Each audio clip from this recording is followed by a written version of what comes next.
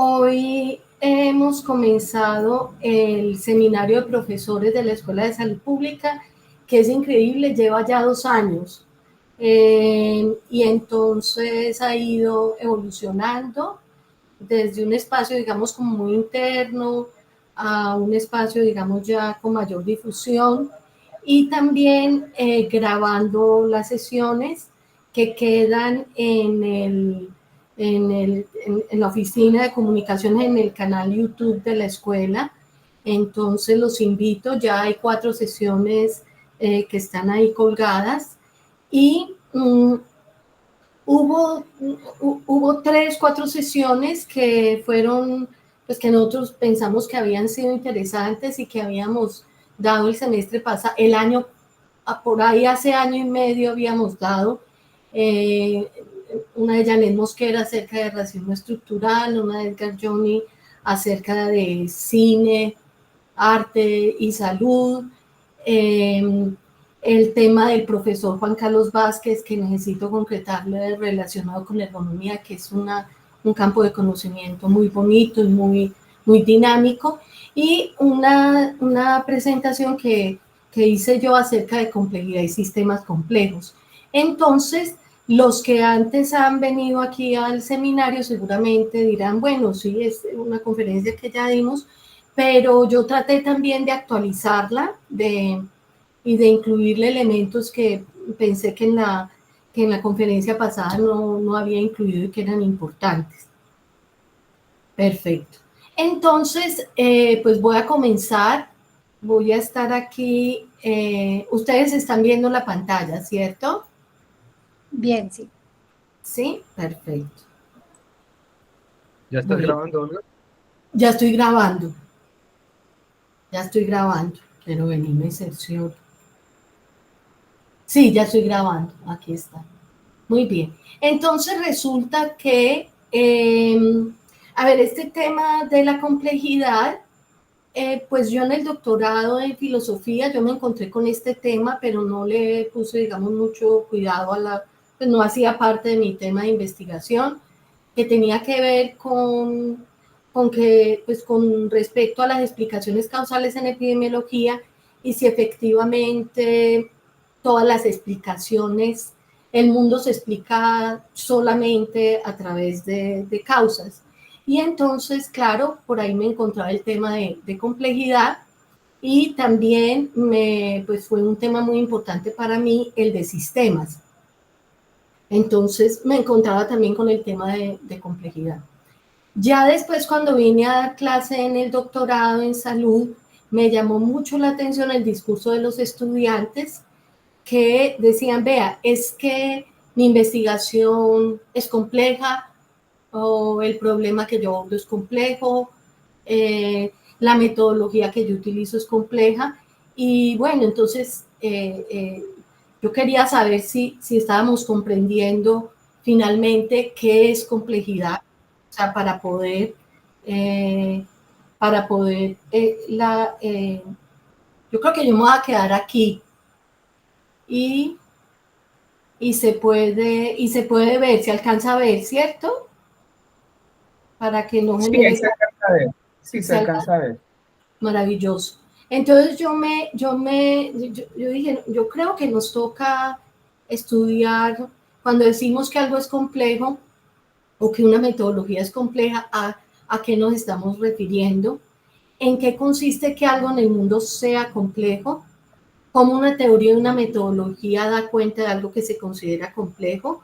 Si ustedes ven esta frase, aquí tiene un énfasis que después, no es la negrita de complejo, sino un énfasis mundo, ¿sí? Y teoría y metodología. Sí, teoría y metodología, perdón, aquí, eso. Entonces chévere que vaya llegando mucha gente que antes no venía. Espérense un momentico, muchachos, porque se me... Eso. Perfecto. O sea, el adjetivo de complejo se le da al mundo o se le da a la metodología. Ahorita yo les voy a plantear pues una precisión que yo considero y que pues, he leído en varios autores, ese adjetivo complejo a qué se le atribuye. Ahora, hay unas nociones interrelacionadas que son sistema, emergencia y la relación entre sistemas y complejidad. Y voy a hacer énfasis en esas nociones para, más que proponer, porque yo no estoy proponiendo, digamos, no una noción nueva de complejidad, proponer una noción de complejidad que sintetice, digamos, las fuentes que he ido teniendo en los últimos ya como 10 años. Muy bien. Entonces, justamente aquí están estas fuentes. Bunge trabaja muy bien el tema de la complejidad en su libro de 1979, el Tratado de Filosofía Básica, específicamente su libro de Ontología, Un mundo de sistemas. Él trabaja pues muy bien el asunto de los sistemas y la complejidad. Este libro de Dominici, en el último mes que he preparado esta sesión, me encontré con este libro del 2022. Este es un capítulo del libro. Espérense un momentico que el mouse justo no funciona cuando uno está por acá. Entonces, el que dice Dominici, pero más abajo está Caraca y colaboradores. Es un libro que me parece que es muy interesante acerca de teorías de la complejidad, sus orígenes, eh, y, y, tiene que ver ya con teorías del caos, con multifractales, digamos, un libro muy completo, es un tratado sobre complejidad básicamente, yo se los voy a compartir. El libro de Rescher, que es 2020, pero eso es una edición, una reedición, es como de 1980, sobre complejidad, una perspectiva filosófica. Me parece muy bonito porque hace un recuento y también un origen de las discusiones sobre complejidad. Y Herbert Simon, en su libro de Las ciencias de lo artificial, también hace una descripción muy interesante del tema. Miren que hay un autor que se llama Bertalanffy, que es un referente muy importante, por ejemplo, en ergonomía, en salud ocupacional, en ciencias sociales. Bertalanffy, como en la década, tiene varias ediciones, pero como en la década del 60, escribió un libro pues súper clásico de la teoría general de sistemas. Yo lo estuve revisando y revisando también cómo los autores que hablan sobre complejidad hablan acerca como del origen del debate, y es interesante que no lo mencionen, ¿sí? Entonces, pues a mí me parece que es una precisión bien interesante, porque aunque Bertalanffy es importante para la teoría de sistemas, no es un autor de referencia con respecto a complejidad y sistemas complejos. Muy bien. Entonces, comencemos. Comencemos acá. Muy bien. Vamos a mirar el ejemplo voy a mirar un ejemplo, que es un sistema. Vamos a mirar este ejemplo, que es un video, y lo vamos a buscar acá. Están viendo la pantalla, no tiene audio. ¿Están viendo la pantalla de YouTube? Sí. Perfecto. Sí, profe. Sí. Perfecto. Entonces, vamos a mirar.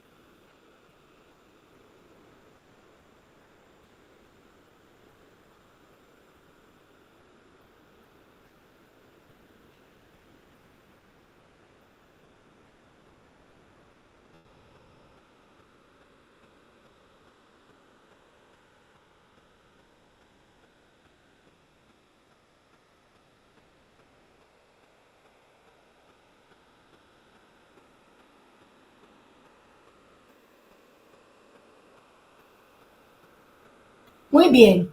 Entonces, si ustedes ven, me están oyendo, ¿cierto? Sí. Sí, Bueno, profe. gracias. Si ustedes ven, bueno, lo primero, esto se llama la máquina de Goldberg. Ruth Goldberg, a mitad del siglo XX, era un publicista y como inventor, y entonces inventó unos dispositivos, unos arreglos que cumplieran alguna función, pero que tuvieran elementos redundantes. En este caso, todo este arreglo está diseñado para mover la página del periódico, ¿sí? Y si ustedes ven, lo voy a poner entonces ya a una velocidad mayor. Entonces estamos acá con este loco que está súper bien peinado. Y entonces, si ustedes ven, el proceso comienza cuando él toma café, ¿sí? Y empiezan a desencadenarse una serie de movimientos e interacciones, ¿sí? Y si ustedes ven, ahí hay interacciones físicas, o sea, los diferentes, las bolas, los palillos, los lápices, unas interacciones químicas, que en este caso sí, si vemos ahí, se enciende un fuego, además se enciende ese beaker con agua y bueno, y hace que la esponja se llene de agua y entonces baje. Sobre todo hay interacciones pues, mecánicas. Y también hay una interacción ahí biológica, el hámster no le gusta el ventilador, entonces se mueve y desencadena pues todo este movimiento. Miren que este es un sistema, ¿por qué? Y entonces la definición, digamos, es una definición genérica, todo el mundo la acepta, una definición mínima, es que un sistema es un conjunto de partes, entonces todas estas partes que están ahí, incluido el muchacho, porque el muchacho con su movimiento es el que comienza, hace parte, digamos, del dispositivo. Entonces es un conjunto de partes que interactúan entre sí, que están ubicadas espaciotemporalmente en algún sitio, están organizadas dentro de la estructura del sistema y que pues en ese proceso de interactuar generan algún cambio o algún comportamiento o en este caso alguna función. ¿Sí? Muy bien. Ahora bien, aquí hay varios atributos de este sistema y hay competencias en Japón, en China, en Rusia, en Estados Unidos, competencias con este tipo de máquinas, si ustedes las buscan en internet. Entonces resulta que yo paro acá, supongamos esta parte de la máquina no queda bien ubicada, ¿sí? Algo falla. Entonces, con este fallo, el resto del proceso ya no se da, ¿sí? Ya no se da. Por eso pues, es tan bacano, como cuando uno pone dominós para hacer diferentes formas, si un dominó falla, el resto de las interacciones del sistema se van a dar de manera desorganizada y entonces en el sistema no se generará el comportamiento, en este caso la función. Entonces, este es un sistema que que no tiene ciertos atributos de autopreservación, ¿sí? Es un sistema que si, por ejemplo, hace un viento fuerte o empieza a temblar, se caen los lapiceros o esta parte de acá, cualquiera de los procesos del sistema, por alguna razón fallan, no hay forma de que el sistema se autopreserve. Otra cosa que tiene este sistema es que las interacciones son lineales, ¿sí? O sea, un proceso va detrás del otro y uno puede decir que son causales. No me puedo detener aquí con respecto a qué es causa, ¿sí? Pero lo que sí puedo decir es que son interacciones que generan cambios en la parte siguiente del sistema. Entonces, el componente siguiente del sistema. Y entonces, uno aquí podría decir que, digamos, solamente con este elemento, este muchacho, eventualmente habría una causa teleológica, o sea, la motivación de tomar café, no sé tanto la motivación de desencadenar todo el mecanismo, pero al menos la motivación de tomar café está ahí, no es una relación causal, pero el resto de las relaciones son mecánico-causales. Perfecto. Vamos a ver si en comparación este sistema no es complejo. Este sistema tiene unos atributos de un sistema simple, ¿sí? Perfecto. Entonces me vengo para acá. Y esto es importante en ciencia y quiero irme un poquito para atrás al mecanismo clásico del siglo XVII y XVIII. Representantes de ese mecanismo clásico fueron Descartes, Newton, Huygens, Boyle, y ellos pensaban que el mundo era como una máquina, o sea, utilizaban la metáfora de la máquina. Entonces el mundo es una máquina, esa máquina está constituida por partes, ¿sí?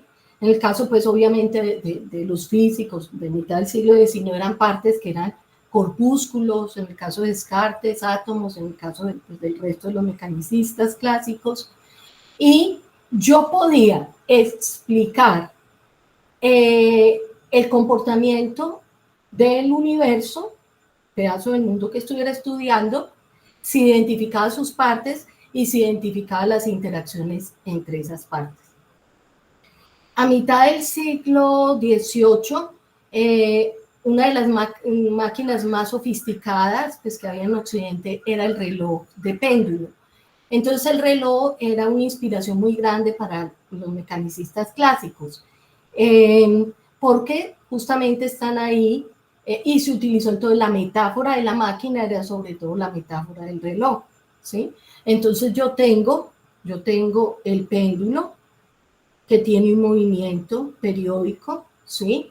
Ese movimiento periódico se da porque hay una cuerda y tiene un peso que al irse desenvolviendo, pues hay aquí un engranaje, genera el movimiento pues del péndulo. Hay un dispositivo que se llama escape que trata, digamos, de darle regularidad también al movimiento del resto de los engranajes. Y finalmente, entonces, nosotros observamos, o sea, todo esto está acoplado para que finalmente las manecillas del reloj se muevan de manera regular, de manera ordenada. Muy bien, esta metáfora fue muy interesante, pero quiero antes como comparar con la máquina de Goldberg. Por ejemplo, supongamos que este componente del reloj de péndulo, el escape, es súper importante para generar una coordinación con del resto del engranaje y el movimiento regular de las manecillas. Y supongamos el escape se daña, se cae, se quiebra, o funciona mal o deja de funcionar, ¿sí?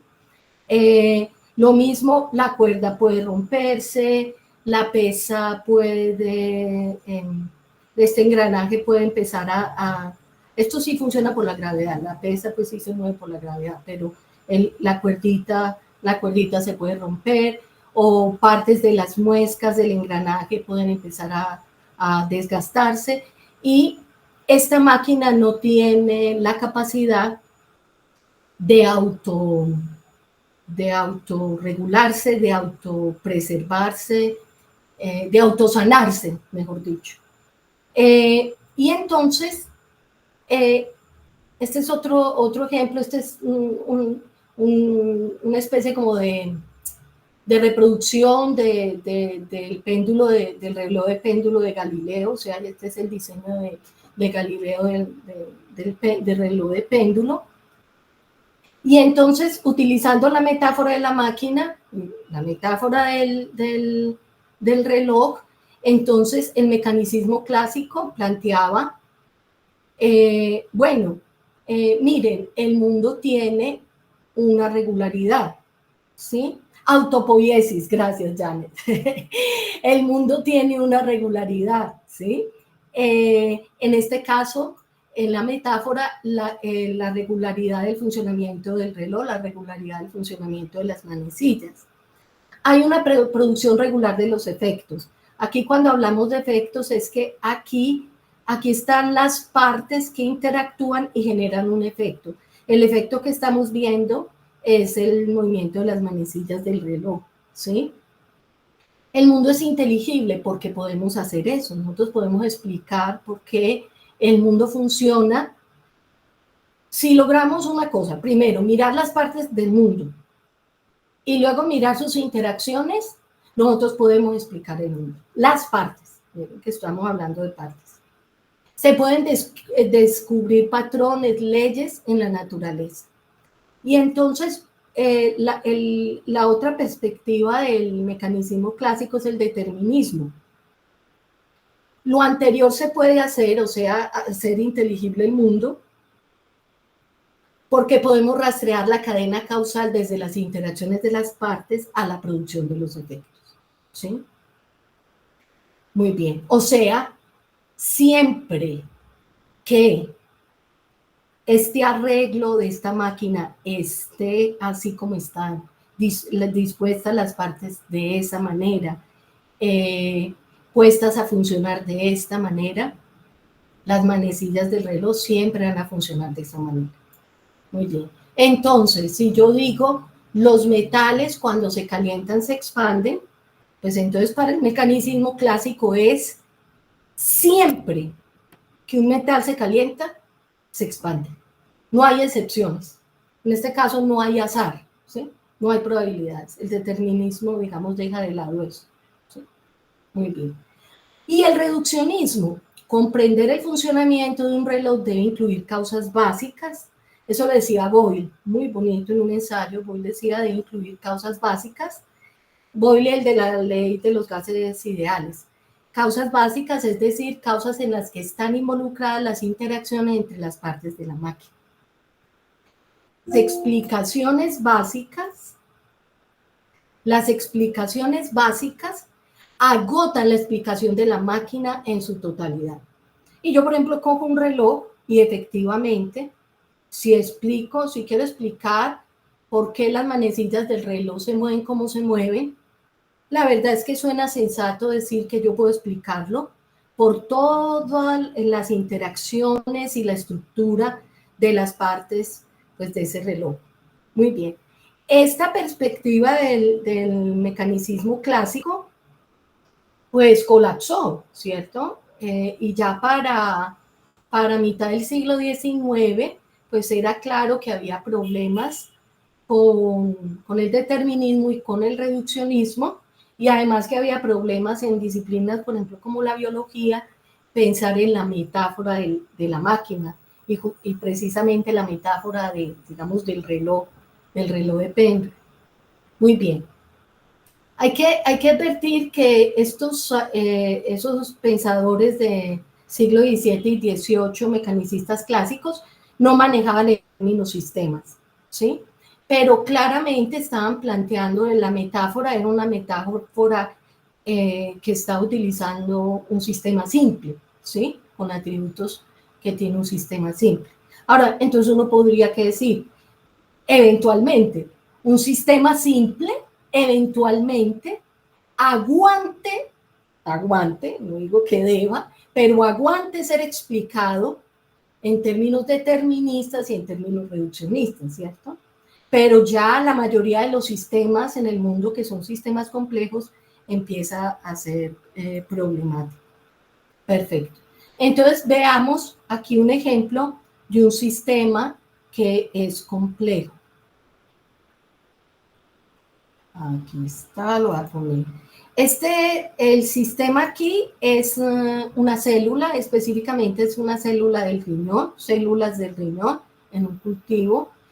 Entonces, pues para los que no están, digamos, en las disciplinas de salud, entonces hay un proceso que se llama la mitosis, en la cual las células se preparan y lo primero que hacen es, bueno, se duplica el material genético que aquí está teñido con rojo, y luego ese material se empaqueta en cromosomas que están duplicados, y entonces la división celular requiere que a través de esta estructura que es el uso mitótico, este es el telómero, y me corrigen si este es el telómero, y estas fibrillas se llaman el uso mitótico, ahorita entonces van a ver, tienen que separar de manera fina y muy precisa los cromosomas de un lado a otro para que la cantidad de material genético de la célula quede exactamente, ¿sí? Exacto. No puede quedar con más o menos material genético.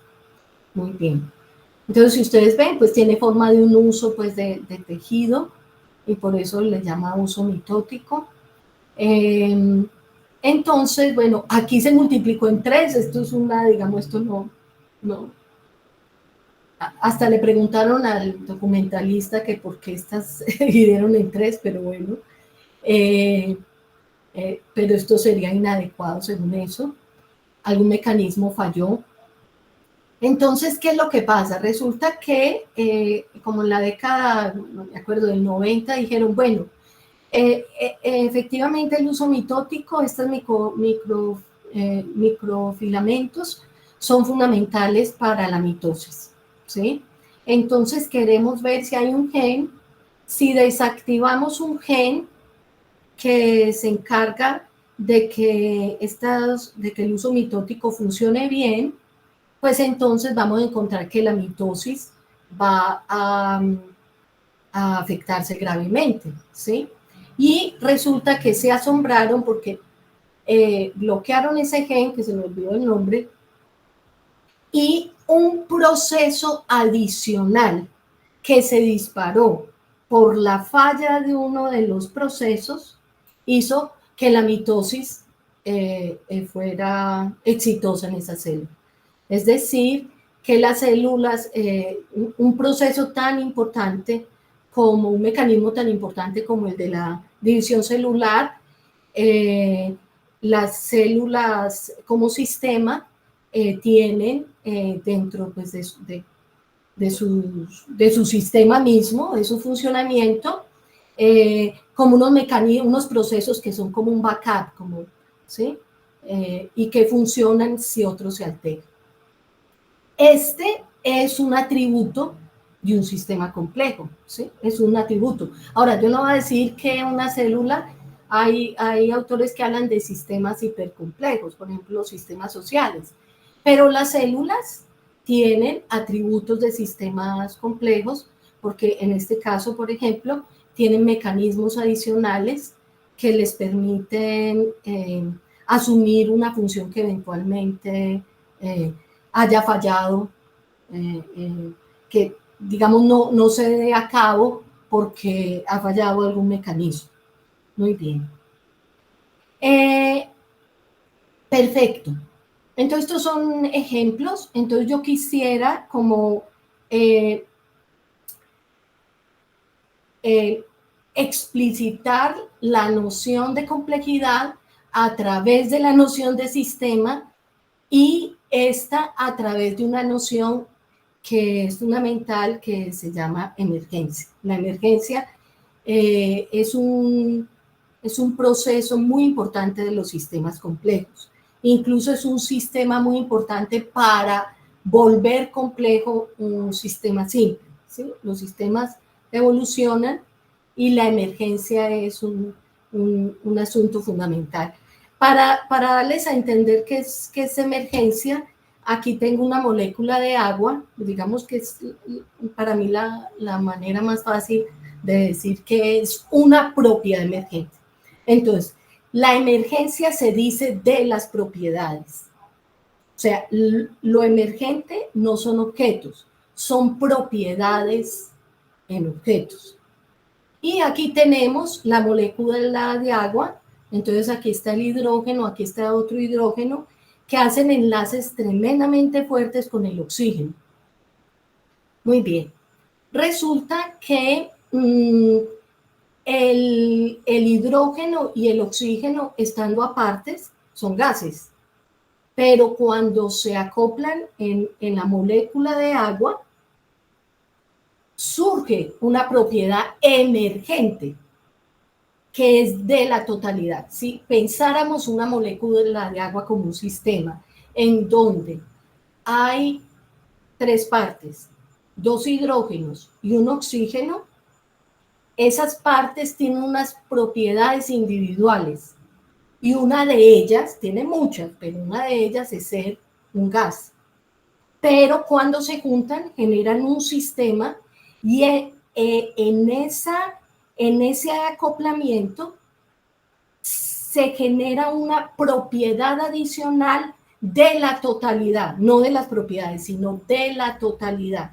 Y en este caso, la totalidad es volverse líquida, ¿sí? Aquí pues hay varias moléculas de agua acopladas en el átomo de oxígeno, pero cada uno con sus átomos de hidrógeno. Y la razón por la cual entonces el hidrógeno y el oxígeno, ya cuando están junticos, dejan de ser gases, tiene que ver con que a temperaturas pues normales, estos enlaces del hidrógeno con el oxígeno son tremendamente fuertes y entonces no se pueden, digamos, el hidrógeno no se puede soltar, ¿sí? Y el oxígeno tampoco se puede soltar, entonces, a temperaturas normales, ¿sí? Entonces, insisto, aquí tengo una definición de emergencia, empiezo por acá por esta. Se dice que una propiedad es emergente si dicha propiedad es del sistema y no de sus partes, ¿sí? Y no de sus partes.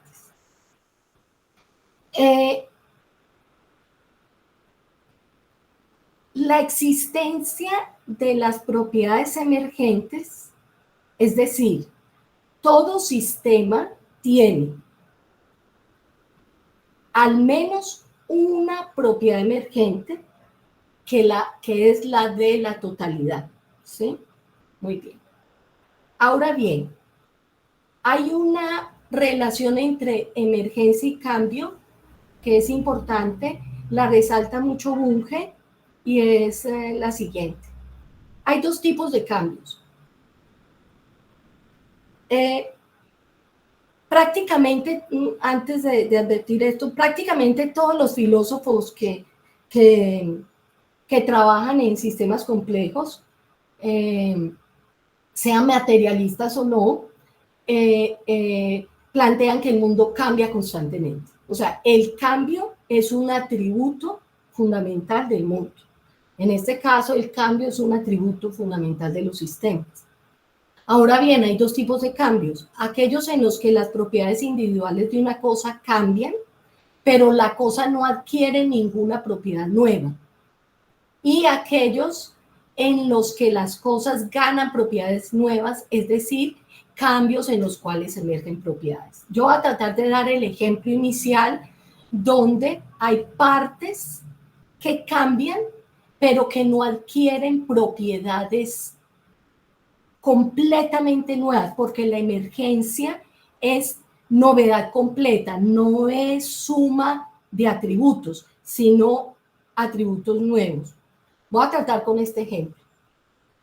Este es un ejemplo del mecanismo de señalización de la insulina en el adipocito. Entonces, una de las funciones más importantes de la insulina es, generar un proceso en el cual la glucosa entra al adipocito, ¿sí?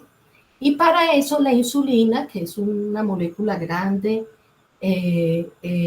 se acopla, proteínas, se acopla con el receptor de insulina. Resulta que esta interacción genera que el receptor se fosforile. ¿Qué significa fosforilar? Digamos, como que se le adhiere, posibilita que se le adhiere un fosfato, ¿sí? Con oxígeno, pero es fosfato, al receptor. Y bueno, en las células animales, cuando los receptores se fosforilan, eso genera la activación del receptor para generar el resto del proceso, que si ustedes ven aquí, el receptor de glucosa es el glutamato, Entonces, aquí hay 3 glutamatos en una vesícula, se van y se van y se van a la membrana celular, se abre la vesícula, entonces aquí se ve uno, pero quedan entonces 3 receptores ahí pendientes de que entre glucosa. Básicamente, ese es como el mecanismo más sencillo que va de la insulina a la captación de glucosa en el adipocito. Pero ¿por qué pongo este ejemplo como un cambio que no altera radicalmente la parte? ¿Por qué? Porque la insulina llega y se acopla en el receptor. El receptor se fosforila, hace su acción, pero el receptor no queda para siempre fosforilado, sino que digamos, se defosforila, o sea, se quitan estos fosfatos y el receptor vuelve a estar disponible para la insulina, pero su estructura completa, digamos, no varió, y el sistema, pues aunque se genera, digamos, el proceso, y es un proceso más o menos lineal para llegar a que haya este receptor de glutamato 4, a que entre la glucosa al adipocito, el adipocito no ha ganado una propiedad emergente en su totalidad, ¿sí? Muy bien. Ahora bien, aunque este es un sistema, digamos, no, muy sencillo, muestra al menos una propiedad emergente, que es la propiedad de volverse líquido cuando las partes son gaseosas. Muy bien. Perfecto. Entonces, para comenzar, estoy cogiendo como el primer ladrillo, que es la emergencia. Vamos a ver entonces que los sistemas complejos tienen propiedades emergentes, ¿sí? O sea, en ese proceso de acoplamiento de las partes, el sistema adquiere propiedades nuevas. Es más que la suma de las partes, como se dice normalmente. Muy bien. Ahora pasemos al asunto de los niveles. Esta es una figura, una representación visual del modelo de Bronfenbrenner, ¿sí? Del sistema ecológico, el modelo de sistemas ecológicos de Bronfenbrenner, y entonces aquí se plantea, yo creo que todos estamos familiarizados con esta figura y con los planteamientos pues de este autor, y entonces pues por ejemplo en este caso pues está la persona, está un nivel 1 que es el microsistema, nivel 2 mesosistema, nivel 3 exosistema, nivel 4 macrosistema, ¿sí? Y aquí pues se va pasando incluso desde la parte más biológica y psicológica del individuo, se va pasando ya a la comunidad y a los valores culturales. Muy bien, perfecto. Ahora bien, entonces, ¿qué son niveles? Los niveles, porque otro atributo de los sistemas complejos es que son multinivel. Muy bien.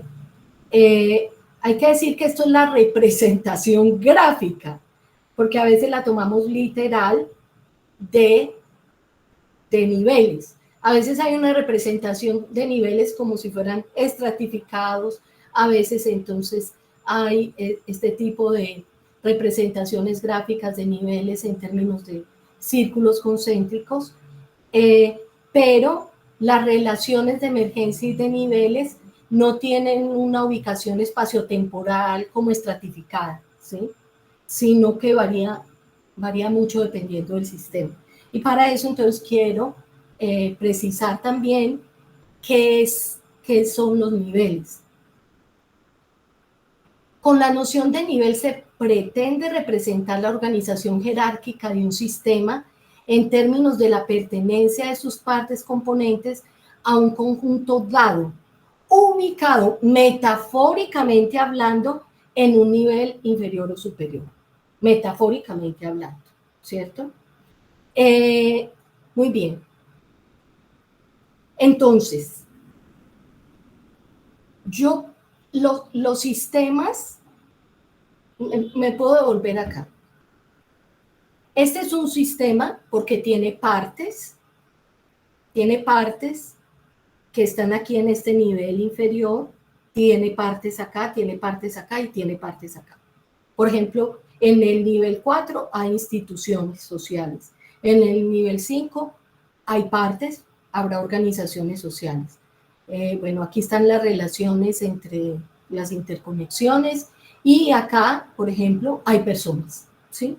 E incluso yo puedo tener un nivel subindividual de carácter biológico. Muy bien. Perfecto. Cuando yo hablo de niveles, la noción de nivel me permite agrupar partes del sistema que tienen unos atributos que son diferentes, ¿sí? El primer atributo es el siguiente. El nivel superior está constituido por el nivel inferior. O sea, el grupo de personas, ¿sí?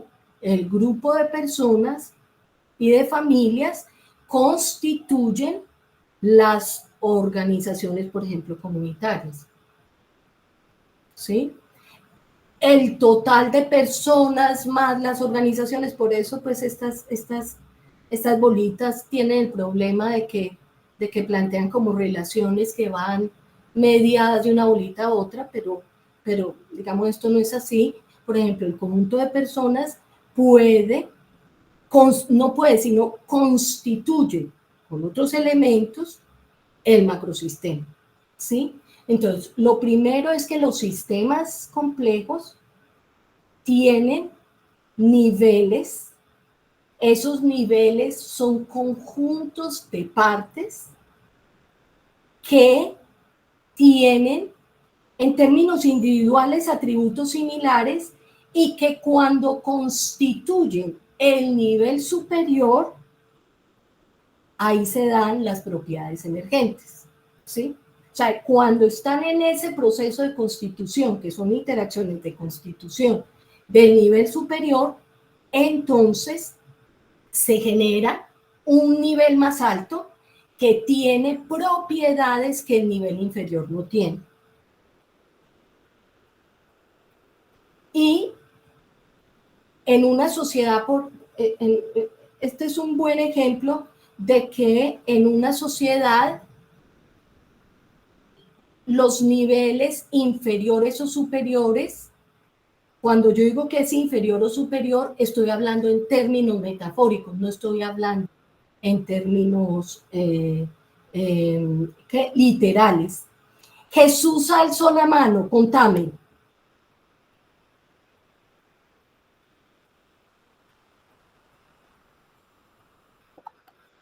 Alzaste la mano, Jesús.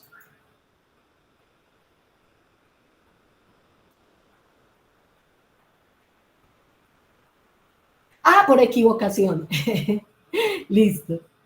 Perfecto. Muy bien. Ahora bien, a través de procesos constantes en el sistema que generan cambios radicales con emergencia de propiedades, los niveles se van sucediendo unos a otros en el tiempo. Es decir, los sistemas van evolucionando con el tiempo y van ganando, no todos, pero muchos van ganando complejidad. ¿Y cómo ganan complejidad? Ganan complejidad porque se van generando niveles adicionales con propiedades emergentes adicionales y entonces eso le da mayor complejidad al sistema. Una cosa es, perdón aquí, una cosa es que nos quedáramos, digamos, mejor dicho, una sola persona tiene menos complejidad como sistema, tiene menos complejidad que toda una sociedad, ¿sí? Porque ha habido todos esos procesos de cambio, de interacciones, de constitución de niveles superiores con emergencia de propiedades que le dan al sistema entonces su complejidad. En este sentido, los niveles más nuevos dependen de los más viejos, tanto para su emergencia como para su existencia continuada. Como plantea Bunge, los nuevos niveles no surgen de la nada y una vez emergidos no subsisten en el aire, es preciso que el nivel inferior soporte su existencia y sus propiedades.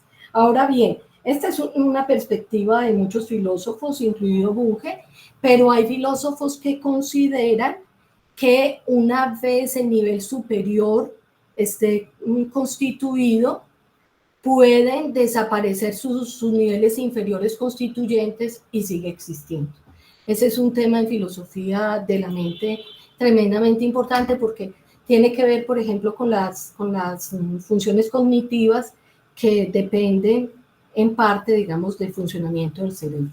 Pero yo en principio, pues le apuesto a que las propiedades emergentes tienen una materialidad que proviene de las interacciones de las cosas que justamente provocaron esos cambios radicales, esa emergencia.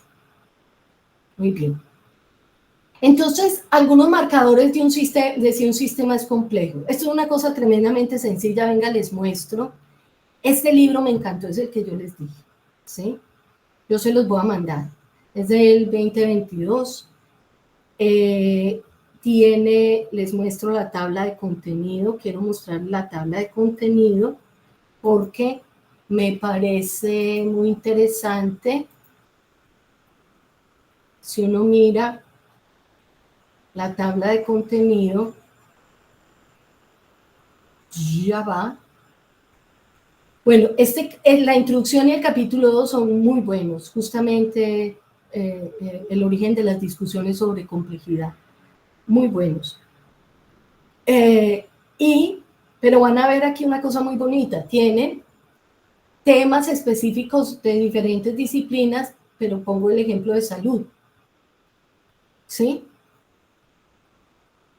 Esos modelamientos con orden fraccionales, COVID, ¿sí? Discusiones de complejidad con biogeografía, métodos para análisis de problemas ambientales, ¿sí? Manejo de información a través de sistemas complejos, el asunto también de los Big Data para resolver problemas de atención en salud, ¿sí? Entonces me parece muy interesante este libro, muy bien documentado, y tiene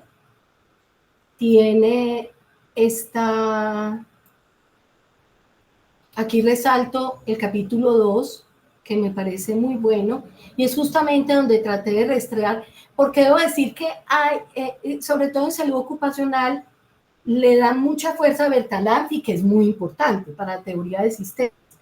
Pero, claro, yo había quedado con la duda, yo decía, pero él habla solo de teoría de sistemas, no habla de complejidad, y efectivamente este capítulo es muy bueno para rastrear los autores que han trabajado, han suscitado la discusión en complejidad, pues sobre complejidad, obviamente Darwin y el resto de Poincaré también. Y esta tabla, que yo sé casi no se ve la letra, pero lo que quiero resaltar aquí, esta tabla, yo obviamente había rastreado algunos atributos de los sistemas complejos y ahorita se los menciono, pero esta tabla me parece muy profunda y además compara los sistemas complejos con los sistemas caóticos, ¿sí? ¿Qué atributos tiene un sistema complejo y qué atributos tiene un sistema caótico y cosas que un sistema caótico no tiene, ¿sí? Y otra cosa que me parece interesante es también la distinción entre sistemas complicados a sistemas complejos. Por ejemplo, ese sistema para pasar la página es un sistema complicado, ¿sí? Es un sistema complicado. Tiene una estructura con muchas características, tiene muchas partes, tiene diferentes tipos de interacciones, pero no tiene, entonces me va a devolver los atributos de un sistema complejo. Muy bien. Y entonces, aquí, y trato de terminar rápido para que me, sobre todo inquietudes, críticas. Muy bien. Entonces, los sistemas complejos son dinámicos, todos los sistemas cambian, el mundo cambia, pero los sistemas complejos tienen más cambios y tienen cambios más radicales. Los sistemas complejos tienen comportamientos aleatorios, tienen resultados aparentemente impredecibles. Es que aparentemente es que hay debate, hay filósofos que dicen que la complejidad lleva a ininteligibilidad, ¿sí?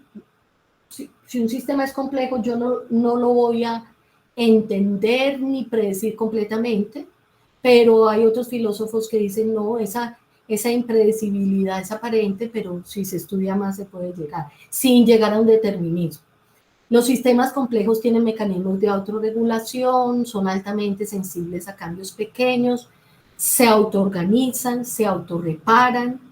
En los sistemas complejos la relación entre las partes y los niveles no son lineales, ¿sí? O sea,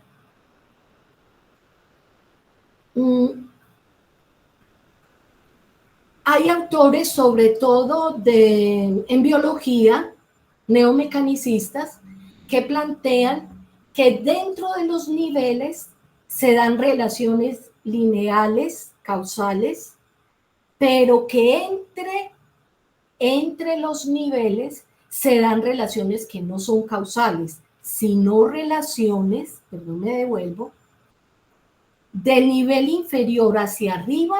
A ver, repito, dentro de cada nivel las relaciones entre las partes son causales, pero entre niveles las relaciones son o de constitución, si son de abajo hacia arriba, o de determinación, si son de arriba hacia abajo. Les cuento que yo no sé, no he rastreado si en filosofía se utiliza determinación en ese contexto, pero si los autores de determinantes y de determinación social, digamos, están planteando eso, si están lo planteando en ese sentido, en el sentido en que como yo no tengo relaciones lineales en un solo nivel, sino relaciones entre niveles, las relaciones no pueden ser causales, sino que las relaciones son de determinación hacia abajo o de constitución hacia arriba. Muy bien. Y eso es un atributo de un sistema complejo. En los sistemas complejos, entonces, algunas interacciones son causales, otras no. Esa es una de las razones por las cuales explicar causalmente ciertos fenómenos es errado, ¿sí? Es errado porque no da cuenta de las verdaderas dinámicas del sistema. Entonces, complejidad no implica ininteligibilidad. Complejidad no es sinónimo de dificultad, porque le dicen a uno, yo recuerdo Alexander se reirá, y entonces me dicen, profe, es que mi tesis es muy compleja. No, las tesis no son complejas, ese no es un atributo. La complejidad es un atributo de los sistemas, pueden ser difíciles de hacer, tienen muchos, tengo que trabajar muy duro, lo que sea, pero complejidad no es sinónimo de dificultad. Complejo es distinto de complicado. Les dejo en la presentación y en el libro, está muy bonita la distinción en la tabla de complejo versus complicado, y complejo es distinto a confuso, ¿sí? O sea, si yo no tengo claro algo y me voy por qué pena aquí se me va la profesora de metodología de la investigación. Profe, es que mi tema es tan complejo que es difícil de expresarlo en palabras. No, si usted no lo puede expresar en palabras es que usted tiene una confusión, no está dando cuenta de una complejidad. Y esto es lo último que me parece para mí fundamental, y es que ¿cómo hago para saber si estoy ante un problema complejo?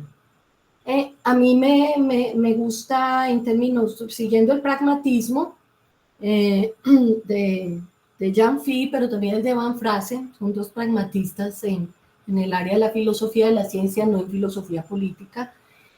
Yo estoy ante una situación problemática. Entonces, si la situación problemática hace parte de un sistema complejo, yo podría decir que la situación es compleja. Ahorita doy un ejemplo. Entonces tendría que dar, pues de una vez aquí, o sea, por ejemplo, la pandemia de obesidad, ¿sí? Este es un gráfico de un artículo de niveles de complejidad. Ah, sí, tendría, sí, ve qué bonito. Tengo que reflexionarlo, pero tenés razón. Entonces está la pandemia de obesidad. Yo puedo decir, el problema de la obesidad es un desbalance de energía. Entonces, aunque obviamente el organismo humano es un sistema complejo, pues es mucho menos complejo que una sociedad. Pero yo puedo decir, no, mi situación problemática es, digamos, los comportamientos de alimentación.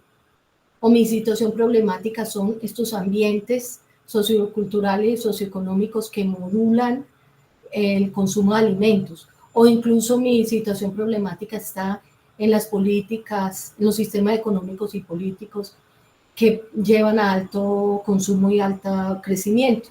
Entonces, dependiendo de donde yo me ubique en el problema, voy a ver si es complejo. En este caso, yo digo, yo estoy en un problema que es complejo, y si digo que es complejo para mí, en mi formación, pues académica como filósofa, en mi forma de ver el asunto, yo tengo necesariamente que acoplarlo a un sistema y declarar cuáles son esos atributos del sistema para que yo diga que es complejo.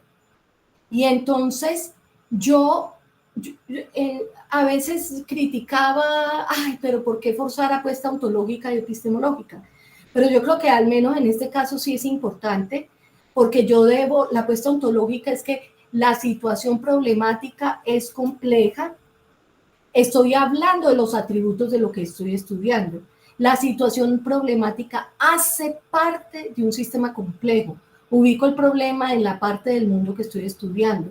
El mundo está constituido por sistemas, unos simples y otros complejos. Y la epistemológica, la forma en que yo abordo ese problema, debe dar cuenta de su complejidad. Debo identificar los atributos del problema y del sistema sin simplificarlos, utilizar la metodología pues que sea coherente con la apuesta ontológica, comprender, explicar, describir, predecir el problema de forma no reduccionista. Si usted se mete con reduccionismo, usted ya simplificó artificialmente el sistema y ya entonces te doy la mano, pero quiero resaltar, y ya para darle la palabra a Fabián, y es lo siguiente: la ontológica, si ustedes ven, es, yo tengo una aseveración ontológica cuando hablo del mundo. Yo tengo una aseveración epistemológica cuando hablo de un sujeto epistémico, de cómo yo abordo el mundo. Es decir, y entonces ya para que yo no tengo teorías y metodologías complejas, tengo teorías y metodologías que le hacen justicia a esa complejidad. Pero eso son, ¿sí? Son dos niveles diferente, el nivel ontológico y el epistemológico. Hacele, Fabián. Hola, hola Olguita.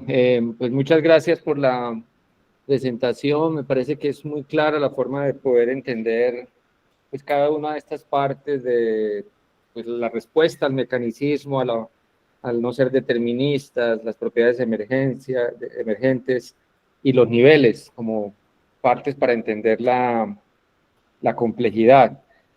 A mí, sin embargo, y bueno, mi pregunta y mi observación viene siendo que no sé si en parte se responde por esta última parte, que cuando tú te refieres al ontológico, porque me parece que toda esta construcción de complejidad pareciera que dejara por fuera la pregunta por los valores, por la ética, por la justicia.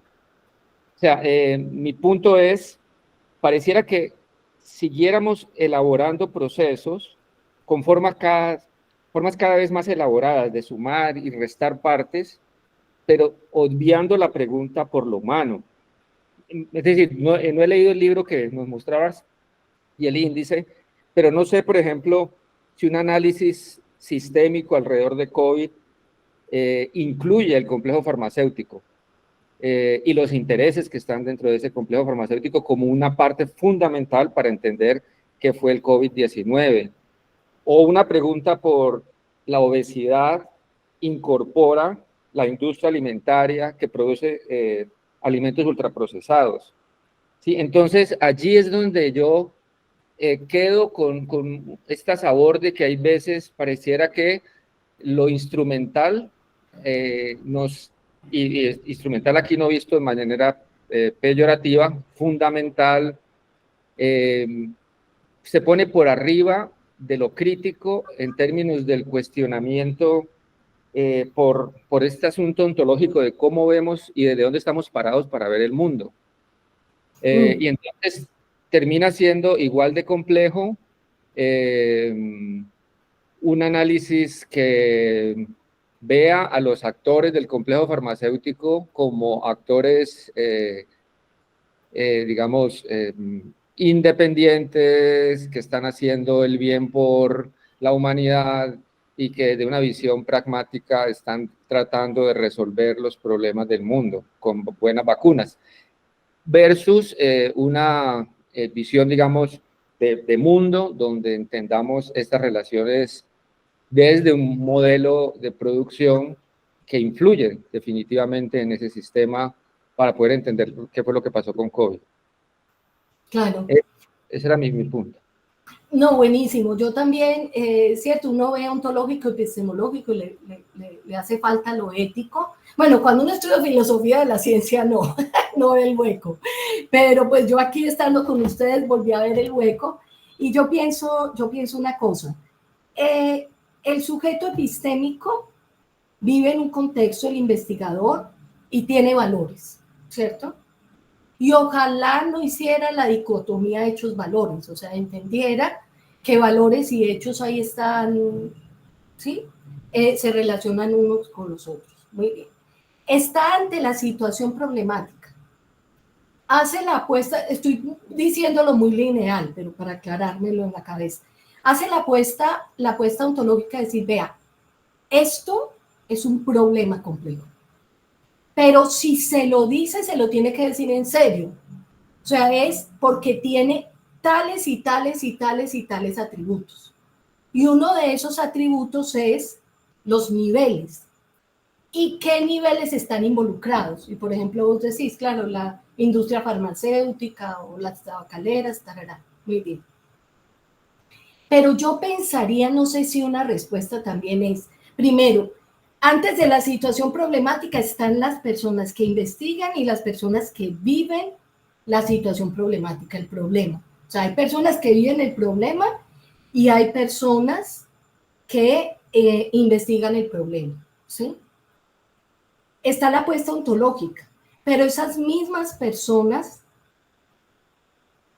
la apuesta ontológica no es neutra, porque alguien puede decidir que eso no es un sistema complejo, ¿cierto? La apuesta ontológica la hace alguien, muy bien. Entonces, es un sistema complejo y se toman en serio qué atributos. Las teorías y las metodologías tienen una carga ética, pensaría yo, sobre todo las teorías, ¿sí? Entonces, no sé, al menos tratando de entender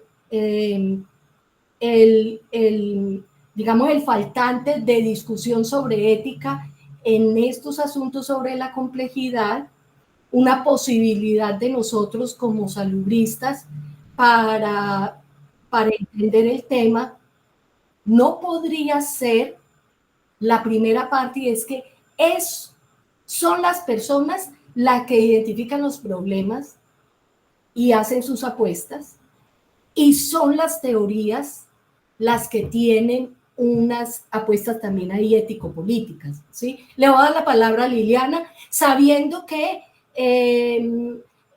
mi respuesta es muy preliminar, porque efectivamente estoy de acuerdo con vos. En la literatura solamente asuntos ontológicos y epistémicos relacionados con la complejidad. Liliana. Olga, muchas gracias. Muchas gracias por la presentación, por las claridades, por la literatura y por traer este problema tan complejo a esta nuestra área, nuestro campo. A ver, yo creo que tengo como 3 cosas ahí, también va a ser elaborando mientras las conversamos y entiendo que no se agota acá la cosa. Entonces, lo primero para arrancar con esto que planteó Fabián es que, claro, hay un asunto en las perspectivas, en las corrientes de pensamiento, y Olga me dirá si aplica a las teorías, que es eso ontológico, que es lo que yo estudio, eso epistemológico, que es desde donde lo estudio, y es eso ético-político, que finalmente, ¿qué hago frente a eso? Pero es indivisible, no hay manera de quitar lo ético-político, así no se haga explícito en el discurso. Cuando yo decido qué estudiar y desde dónde estudiarlo, eso trae consigo amarrado un hacer, y ese hacer es mi apuesta ético-política. O sea que está amarrada, incluso al momento de la decisión de qué estudiar y desde dónde hacerlo. ¿Sí? Por eso es que hablamos como de que las corrientes de pensamiento tienen esos 3 aspectos que no se pueden separar. Uno los separa solamente para comprenderlos, para acercarse a un asunto que está ahí entremezclado, pero es imposible de no considerar, digamos.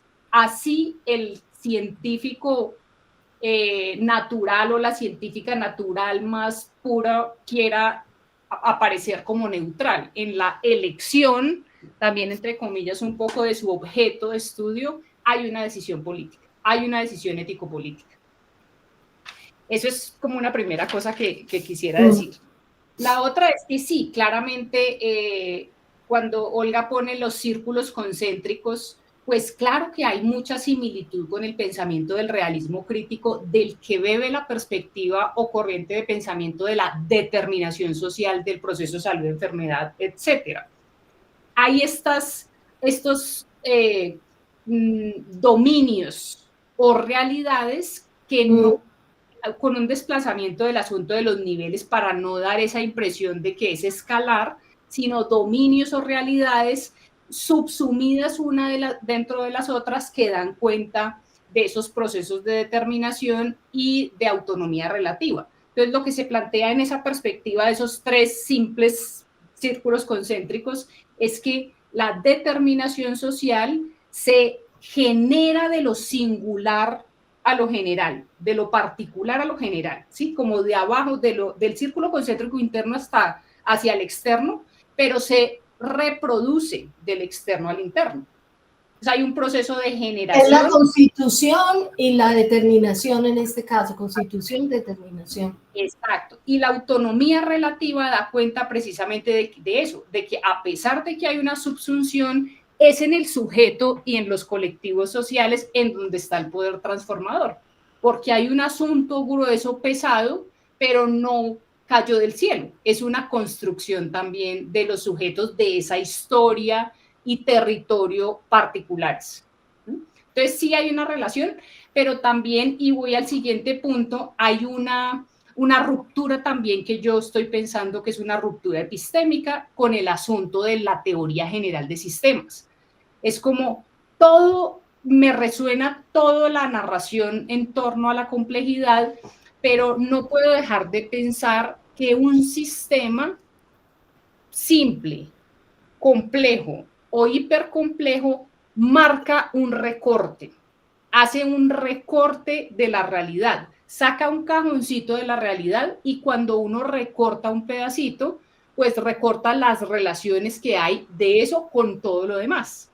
Entonces, me suena que la cosa me satisfaría un poco más si pudiéramos hablar, en lugar de sistemas, de totalidades explicativas, para que no sea la totalidad de esa cosa que no se puede agarrar de ninguna manera, sino de la totalidad explicativa, que es la que responde a ese asunto que se está estudiando en ese momento.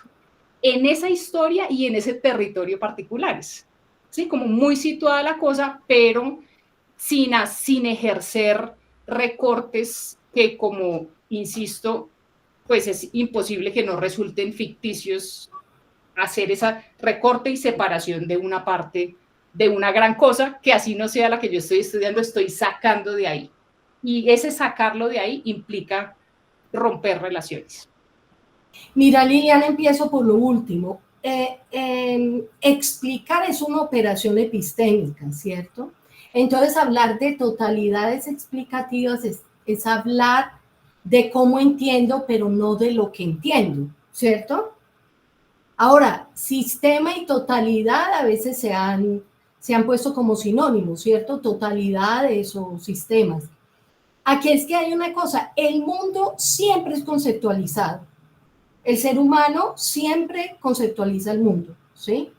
Y, o sea, por eso no tenemos, en general los científicos no tienen un realismo ingenuo, o sea, ellos tienen un realismo moderado, ¿sí? A no ser que sean constructivistas radicales, por otro lado, pero el realismo moderado que me dice, vea, yo sé que el mundo está ahí afuera, ¿cierto?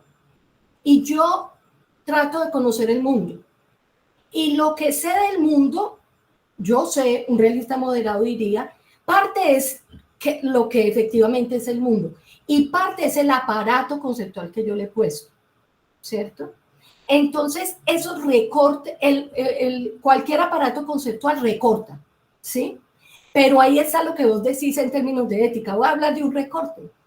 Ponerle los estudios, y Janet se va a reír si está por ahí, de uso de condón en adolescentes, ¿sí? Entonces usted llega y uso de condón en adolescentes lo recorta como un fenómeno psicológico y utiliza teorías psicológicas reduccionistas para estudiarlo, ¿cierto?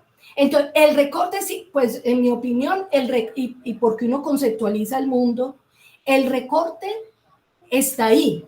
La cuestión es si yo considero que ese recorte es adecuado o no, ¿sí? Otro grupo de científicos dirán, no, vea, ese recorte es completamente inadecuado. Usted está extrayendo pedazos del sistema que no debiera. La apuesta ontológica de que un sistema es complejo es que hay una totalidad que yo no puedo fragmentar y la tengo que estudiar toda. Pero ojo, claro, ese todo, pues sí, es un recorte. Con lo otro que vos estás diciendo, de pronto hay un error que tienen tanto, para mí, pues sí, lo tenía en la tesis doctoral, tanto lo de determinantes como los de determinación. Me parece excelente que utilicen la palabra determinante en vez de causa, pero ojo, se les va la palabra causa cada rato, y resulta que ahí, a juicio mío, no hay relaciones causales, y qué bonito lo que vos decís, hay unas relaciones de abajo hacia arriba, que yo llamo constitución, y de arriba hacia abajo, que son de determinación. Entonces, sí. Y solucionar la pregunta de Fabián, duro. Sí, hay que pensarlo. Voy a buscar algo de sistemas complejos y ética. Y no sé si cada comunidad, discúlpeme, en términos de nuestra apuesta ético-política es que nosotros no debemos simplificar sistemas complejos. Eso ya es una apuesta ética, ¿cierto? Porque queremos estudiarlas en toda su dinámica, hacerles justicia en toda su complejidad. Alejandra. Hola, ¿me escuchan allí? Sí, te escuchamos. Listo, gracias, Olguita. Tenemos acá dos preguntas. Estamos escuchando la conferencia con la profesora María Teresa Rincón y con Jesús acá en la Escuela de Trabajo Social. Y hay dos preguntas. Una, dentro de lo que planteaste o las ideas que presentaste, extrañamos o pensábamos que íbamos a escuchar la referencia a Edgar Morin. Entonces queremos preguntar si hay alguna diferencia entre lo que estás planteando como teoría de la complejidad y epistemología de la complejidad. Eso por un lado. Y la otra pregunta es si estas ideas que nos presentaste ¿Cómo ves la relación con los planteamientos del movimiento de la salud colectiva latinoamericana? A propósito también de algunas ideas que planteó ahorita Nancy Liliana. Esas Listo. dos. Muchas gracias, Alejandro. Voy a empezar por la última, que es como la más fácil. Me permite una palabrita para cerrar eso anterior y también dar paso ahí. Es como, me parece que en el ambiente puede quedar como que la perspectiva de los determinantes y de la determinación son la misma, ¿no? Pero es muy importante, sí. muy clave el sufijo, ¿no? Hay una diferencia, pues, a mi juicio radical entre el inte del final del determina y el sion del final del determina, porque implica proceso el sion y por eso es que en el determinante, en la perspectiva de determinantes, es tan fácil encontrar esas cadenas causales, porque es como si los factores de riesgo se hubieran elevado de rango, como si hubieran adquirido una mayor jerarquía, que no es lo que pasa en la otra perspectiva. Pero mira qué interesante, ¿por qué? Porque resulta que, por ejemplo, está Ana Díez Ruz, que tiene unos artículos muy bonitos y capítulos de libros sobre sistemas multinivel, ¿cierto? Entonces, y ella pues hace parte de, digamos, es la perspectiva anglosajona de determinantes. Ella no es Nancy Krieger, pues, porque no puedo usar a Nancy Krieger porque uno no sabe por dónde está parada. Pero con Ana Díez, Ana Díez tiene una perspectiva de sistemas complejos, porque ella y bueno, y eso se refleja en el tipo de análisis, ella da la palabra, en el tipo de análisis que ella maneja, que es el análisis jerárquico, análisis multinivel. Claro que no tiene, digamos, una teoría de lo social, una teoría de lo político, pero en términos de lo ontológico, sí considera todo eso que les estoy mencionando, ¿sí? Propiedades de individuo, propiedades de grupo, las relaciones entre las propiedades del grupo y las propiedades del individuo. Entonces sí, mira que se expresan de manera diferente, pero ella misma comete el error de, claro que es muy bonito, ella tiene un párrafo hermoso diciendo que eso todavía no, o sea, ese es un párrafo de la década del 90, pero dice, bueno, ¿qué hacemos? ¿Hablamos de causas o de qué otra cosa hablamos? O sea, ¿será que es que la palabra causa sí es la que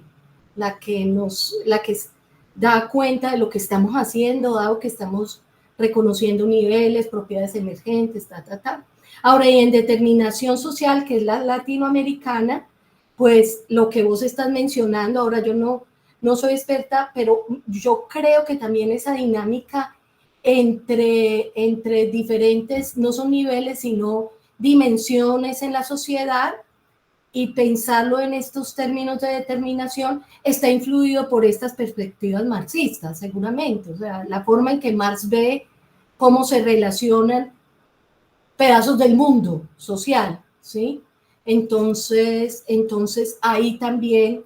Ahora, hay que tener en cuenta, hay que ser muy delicados con esto, porque resulta que eventualmente uno no puede ponerle términos a los autores que ellos no hayan manejado. O sea, si por ejemplo, tendría que volver a leer a Díez, pero si Ana Díez no habla de complejidad, pues claro, está como científica hablando de un sistema multinivel, con tales atributos. Entonces, claro, hay que tener mucho cuidado con eso, porque eventualmente ellos no se metieron explícitamente con el tema de la complejidad, pero cuando plantean esas relaciones más refinadas que las del modelo biomédico y de estilos de vida, están retomando, están haciéndole justicia a la complejidad de los sistemas que la salud pública tiene que estudiar. Y con respecto a Edgar Morin, mira que en las discusiones, este es un asunto más de cómo funciona el mundo y cómo se estudia, pero cómo, o sea, no tengo a Morin como referente y no encontré justamente en la diapositiva que les dije, porque traté en 2 libros, en el de Reichel y en este libro nuevo que me encontré de fractales, tarará, que tiene el capítulo de orígenes de la discusión de complejidad, y parece ser que son entonces vías simultáneas, pero que no se han encontrado porque, digamos, Edgar Morin no se menciona. Ahora, epistemología de la complejidad, desde mi perspectiva y la de los autores que he conversado, las epistemologías no son complejas, sino que dan cuenta de lo complejo. O sea, yo trato de tener una epistemología que me dé cuenta de la complejidad. Mejor dicho, la complejidad es un atributo del mundo, de las cosas en el mundo, de los sistemas, y no de las operaciones epistémicas que haga pues, el sujeto epistémico. Pero chévere seguir la discusión con Alejandra. Le voy a dar la palabra a Ninfa, que hable de Ana Díaz, y ahí mismo, Ana Díez, y ahí mismo alzó la mano.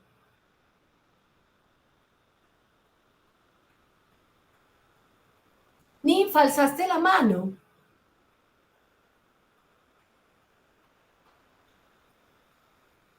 Discúlpame, fue por equivocación. Ah, bueno. Faltó lo de salud colectiva. La pregunta, no sé si se responde con lo que mencioné, y es que, ¿no será que vea? El modelo biomédico de estilos de vida claramente es reduccionista, ¿sí? Y es causalista, o sea, piensa que todas las explicaciones son causales. La incomodidad ante esta perspectiva, y sobre todo no solo pues, para el ámbito clínico, sino ya para el ámbito de la salud pública,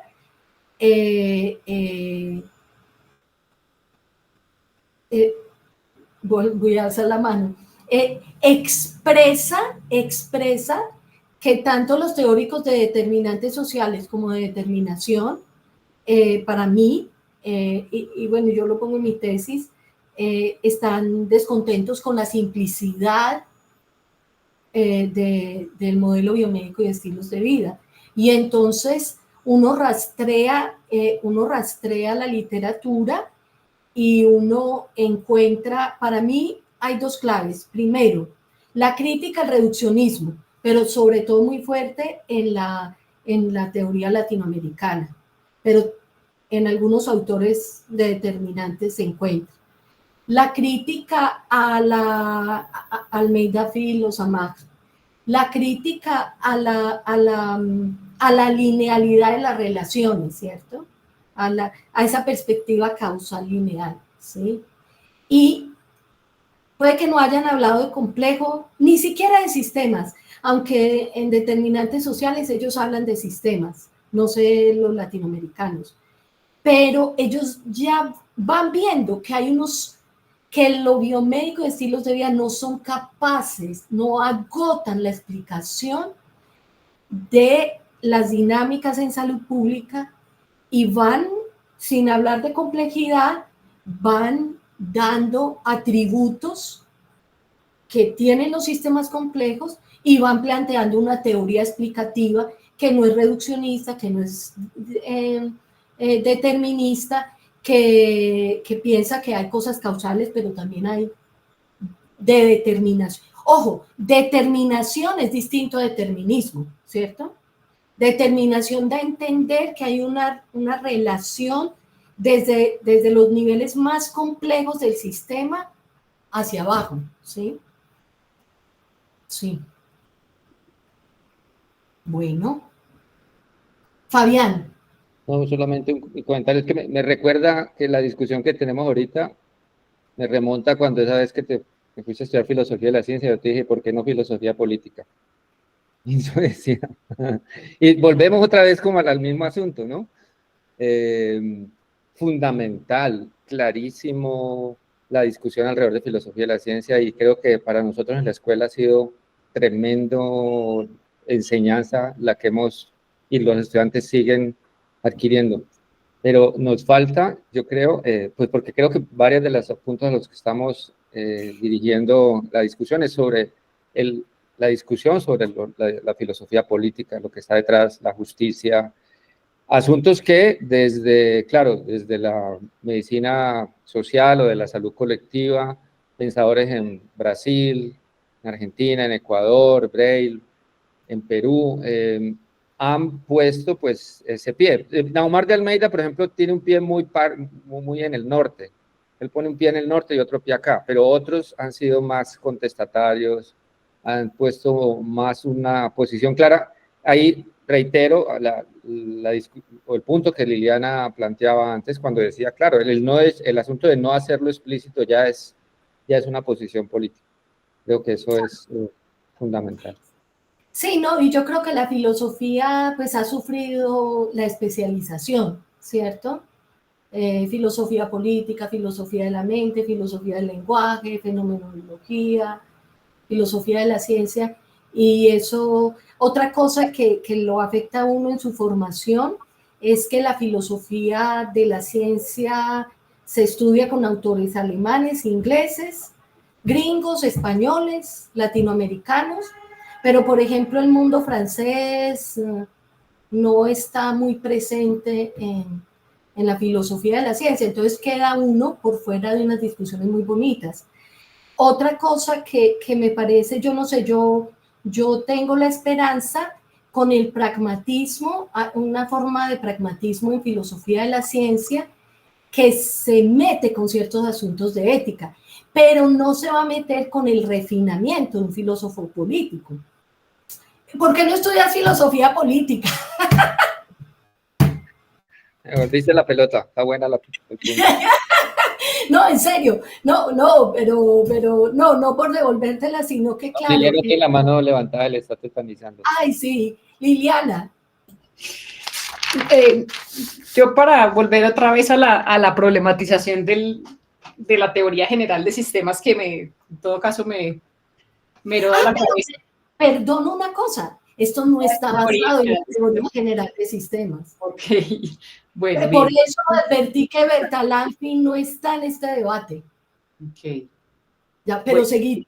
Bueno, entonces el asunto es, listo, queda claro por el paneo recorrido histórico con el que empieza Olga la charla, que el mecanicismo de Descartes y de esos otros pensadores pues colapsó, pero está atado a eso. Entonces, ¿quiere decir que los sistemas y la complejidad son mecanicistas?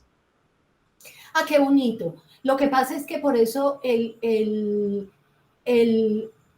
apellido son dos cosas. Primero, el apellido mecanicismo clásico, ¿cierto? Ningún neomecanicista serio va a ser reduccionista, ¿cierto? Va a ser determinista. Ay, gracias, Edgar. Va a ser ni reduccionista ni determinista. Los neomecanicistas en biología y en filosofía de la mente manejan este asunto de los sistemas complejos. Y entonces uno dice, bueno, mecanismos. ¿Qué son mecanismos? Entonces el asunto es, primero, de verdad, lo busqué hace 2 años y lo volví a buscar hoy. Todos los autores que hablan de complejidad, pues no como Edgar Morin, de complejidad, hablan de sistemas complejos. ¿Sí? O sea, sistema y complejidad son dos nociones interrelacionadas fuertemente. ¿Sí? Y una de las cosas que hace que estén interrelacionadas es que son los atributos de un sistema los que marcan si son complejos o no. ¿Sí? Muy bien. Los sistemas tienen partes que interactúan entre sí. Los sistemas tienen una estructura, una organización en la cual están ubicadas espaciotemporalmente las partes del sistema. Perfecto. Adentro del sistema hay procesos, hay autores que lo llaman mecanismos y hay otros que lo llaman procesos. Pero básicamente, ¿qué es un mecanismo? Un mecanismo es un proceso dentro de un sistema que, digamos, es una unidad más grande que un evento y que una interacción. O sea, un mecanismo, y para muchos autores, sinónimo proceso, ¿sí? Son grupos de interacciones, ¿sí? Que generan algún cambio en el sistema, ¿sí? Los sistemas complejos, otro marcador es que tienen mecanismos simultáneos, miles de mecanismos simultáneos, ¿sí? Entonces vos me vas a decir, ¿son mecanicistas? Pues sí, o sea, eso es como, mecanicismo es como el insulto positivista. Entonces a mí me dice, ¿usted es mecanicista? Y yo le digo, sí, yo soy neomecanicista. Pero entonces, claro, hay que ir más allá de la etiqueta, ¿sí?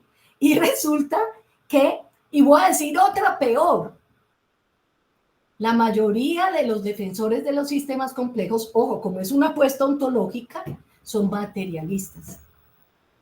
Pero son materialistas, sistemistas, emergentistas. Es decir, le apuestan a la existencia material del sistema, pero ojo, no van a ser reduccionistas pensando que las únicas cosas que existen son los objetos físicos, sino que existen una cantidad de objetos a diferentes niveles, existen sistemas y siempre hay emergencia por ahí volteando. Entonces, claro, la pregunta que te hago con toda honestidad, sí, son mecanicistas, pero son neomecanicistas, materialistas, sistemistas, emergentistas. Mira todos los apellidos que le tienen que poner para que no les dé pena decir que son mecanicistas. ¿Sí? Sí. Pero hay mecanismos, hay procesos. Y si vos ves en el video, por Dios, en el video, y si ves un video de interacciones sociales, la gente caminando, hay mecanismos. Tocaría mirar, y no sé si después, si más largamente o ahorita, qué es lo que te choca es de la palabra. Pero si yo veo procesos en un sistema, y los procesos ontológicamente son más grandecitos que los eventos, y los eventos son un poquitico más grandecitos que las interacciones, ¿sí? Y todo eso ocurre, y a eso es un mecanismo. Sí, sí, no me insulta el materialista. No, pues claro que no. Creo que en el mecanicismo tengo que pensarlo también y quizá lo conversamos luego, pero creo que es que el mecanismo tiene un fin. El mecanismo es como si fuera premeditado. No, esta perspectiva no es funcionalista. O sea, no es que el sistema esté diseñado para. No, no es funcionalista en ese sentido. Claro que hay un funcionalismo en sociología que es mecanicista y que tiene esa visión. Las instituciones están hechas de tales y tales partes porque tienen tal función y la sociedad la explico por las funciones de las instituciones. No, el mecanicismo no es funcionalista. O al menos el mecanicismo, el neomecanicismo, ¿sí? Pero ya en sociología entiendo, digamos, la dificultad que hay con el mecanicismo. Por supuesto que sí, porque es teleológico, no. Incluso esa célula, yo digo, lo que pasa es que el lenguaje finalista se le pega a uno. Entonces yo digo, la célula pensó y dijo que tal cosa, ¿cierto?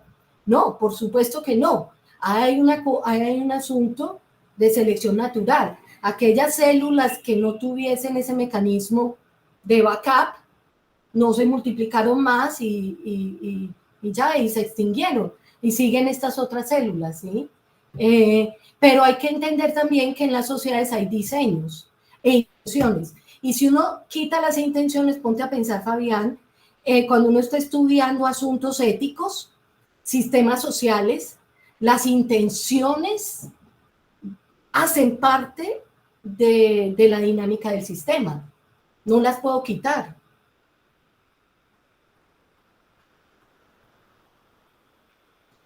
No las podría quitar. ¿Cómo entiendo cómo se comportan la industria de alimentos si no entiendo sus intenciones? ¿Cierto? Eso es complicado. Eso es también complicado porque de pronto ese libro hace como el esfuerzo de mirar múltiples disciplinas, pero es cierto que sería muy interesante explorar complejidad en ciencias sociales, por ejemplo. ¿Y eso cómo se ve?